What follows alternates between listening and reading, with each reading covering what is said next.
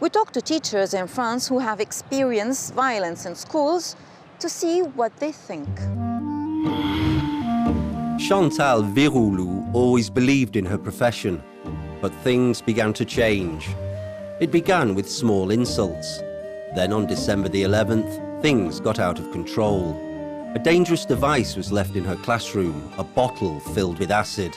Chantal was not hurt, but teachers are vulnerable. Extreme violence is rare, and it must be stopped in time.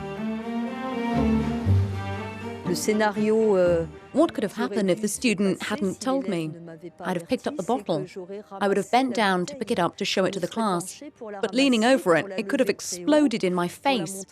Or by showing it to the class, it could have blown up in my hands. I say, how could we let these children go so far? Where are the barriers? Unanswered questions, a scenario of abandonment, a story Eric de Barbier is familiar with. His speciality is violence in schools, and he's interviewed hundreds of teachers and pupils.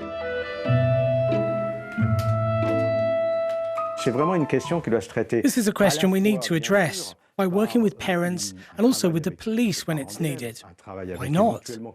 We must also work internally on the culture within the school and bring about the necessary changes within that establishment. That is the key. At the college Albert Samin in Roubaix in northern France, the key appears to have been found. The college has not always had the best of reputations. A lack of respect was shown on a daily basis, and often by the same students. It led to a rupture within the school. These things happen because often students don't understand why they're at school. Most of our work is spent on the educational relationship between the student and teacher, which then changes the relationship with learning and the school. They reposition themselves. Les enseignements pour justement modifier son rapport au savoir et à l'école et le faire se repositionner. The teachers opted for innovation. Gone are the traditional classes. They now work with computers and interactive courses. Individual interviews identify students who are falling behind. We gather around drawings, cards and keywords, and we see another side of the student.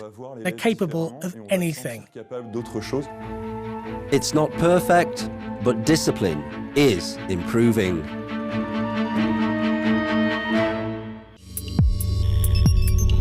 Learning World in association with WISE, an initiative of Qatar Foundation.